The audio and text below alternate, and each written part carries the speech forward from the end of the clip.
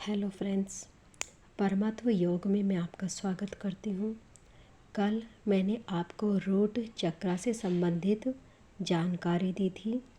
आज हम उसी सीरीज़ को आगे बढ़ाएंगे। जैसा कि आपने जाना, रूट चक्र हमारे शरीर से संबंधित है। आज यदि आप अपने आप को जानना चाहें तो आप सबसे पहले अपने केवल शरीर को फील करते हैं। याद कीजिए जब आपने जन्म लिया और याद कीजिए कि जब आप मृत्यु को प्राप्त होंगे। तन पर वस्त्र उस वक्त भी नहीं थे, ज्ञान भी नहीं था।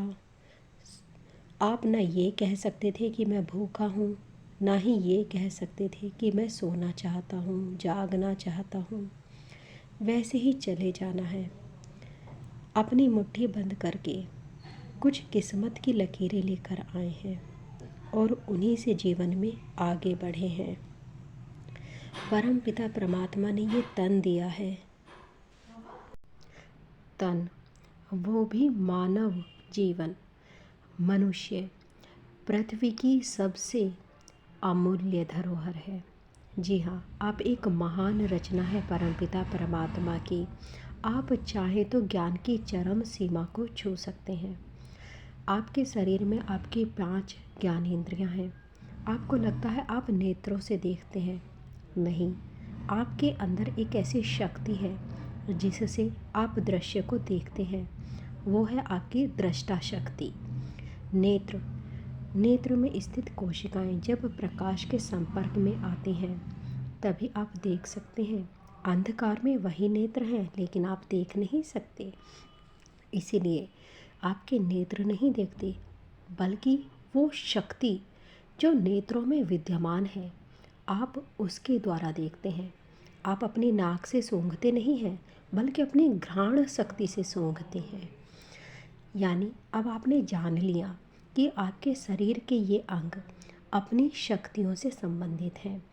ये शक्तियाँ आपके शरीर में सूक्ष्म रूप में विद्यमान हैं।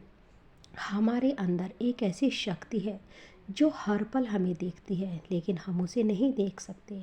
इसे आप कुंडलिनी शक्ति भी कह सकते हैं, इसे आप अपनी आत्मा की शक्ति भी कह सकते हैं। आप जो चाहे शब्द दीजिए, पर ये शक्ति आपके अंदर विद्यमान है।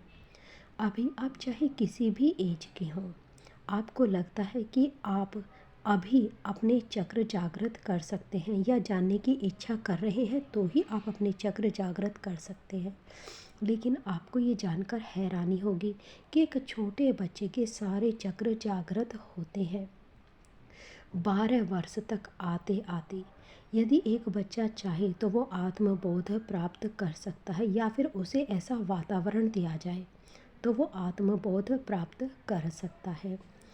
जैसा कि मैंने आपको बताया, आपका मूलाधार चक्र आपके शरीर से संबंधित है। आप यदि उदाहरण के तौर पर समझना चाहें तो जब एक घर का निर्माण करते हैं तो सबसे पहले उसकी नींव रखी जाती है। जितनी मजबूत नींव होगी उतना ही मजबूत घर होगा। नींव को आप मूलाधार चक्र कह सकते हैं। अब बात आती है स्वादिष्ठान चक्र की। आप इस शरीर में रहकर जो भी ज्ञान प्राप्त करते हैं वो स्वादिष्ठान चक्र के अंदर आता है। आप सोचिए, उस प्राचीन काल में जब हम पूरा पाषाण काल की बात करते हैं, जिस वक्त एक आदमी एक जानवर की तरह रहता था, उसे ज्ञान नहीं था। आज की कंपैरिजन में और उस कंपैरिजन में आपके पास ज्ञान है। ज्ञान, शरीर दोनों के पास है, लेकिन एक का अंतर था, वो था ज्ञान, यानी स्वादिष्ठान चक्र। आप सोचते हैं कि केवल किताबों से मिलने वाला ज्ञान ही सब कुछ है, तो नहीं। परमपिता परमात्मा ने आपके लिए ज्ञान की एक शिक्षक नियुक्त की है, प्रकृति। प्रकृति आपकी सबसे बड़ी शिक्षक है। वो औपचारिक और अनौपचारिक दोनों ही रूपों से आपको ज्ञान देती है। जिस वक्त औपचारिक शिक्षा नहीं थी उस वक्त इंसान ने ज्ञान प्राप्त कर करके आज यहाँ तक पहुँचा है और आगे भी वो बढ़ता ही रहेगा। वो चरणों में ज्ञान को प्राप्त करता है। यह है आपके स्वादिष्ठान चक्र की खूबी। स्वादिष्ठान चक्र आपके मूलाधार चक्र से 4 उंगल ऊपर स्थित है। इसका रंग ऑरेंज अर्थात संतरी है। इसमें 6 पंखुड़ियाँ हैं और ये ज्ञान को प्रदर्शित करता है। आप अपने जीवन में जो भी ज्ञान प्राप्त करते हैं, जो भी डिग्रीज प्राप्त करते हैं, ये उस सारे ज्ञान को रिप्रेजेंट करता है।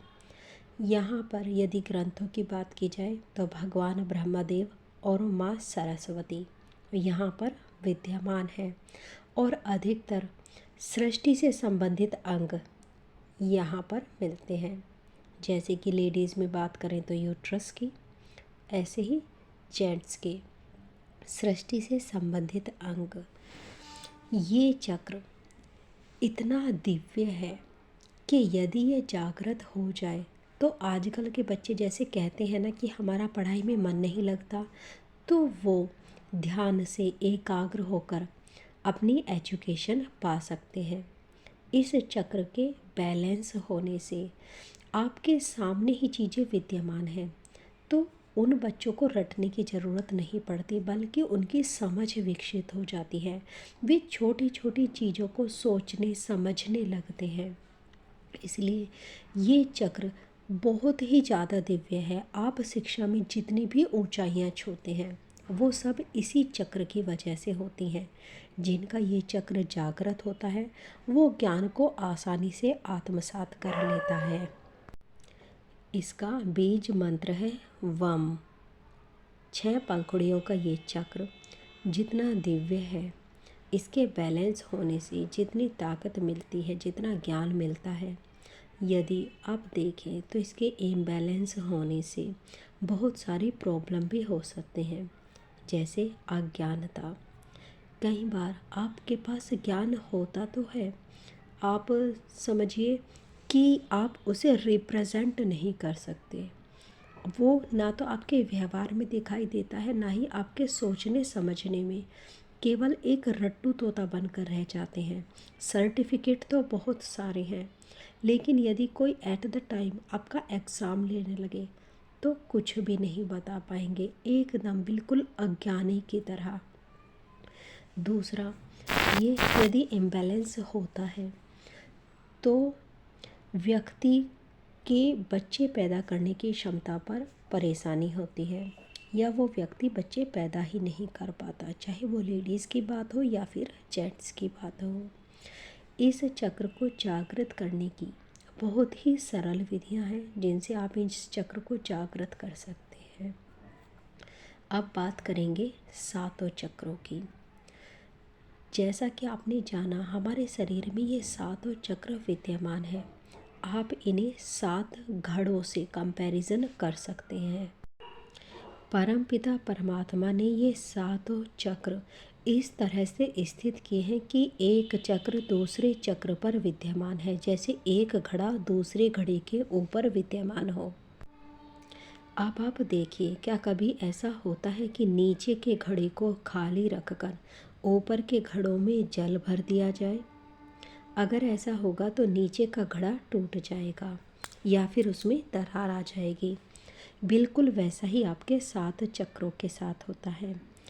यदि ऊपर का चक्र भरा हुआ है तो नीचे का चक्र खाली नहीं रह सकता, अर्थात सबसे पहले सबसे नीचे का चक्र जागृत होगा, यानी मूलाधार चक्र।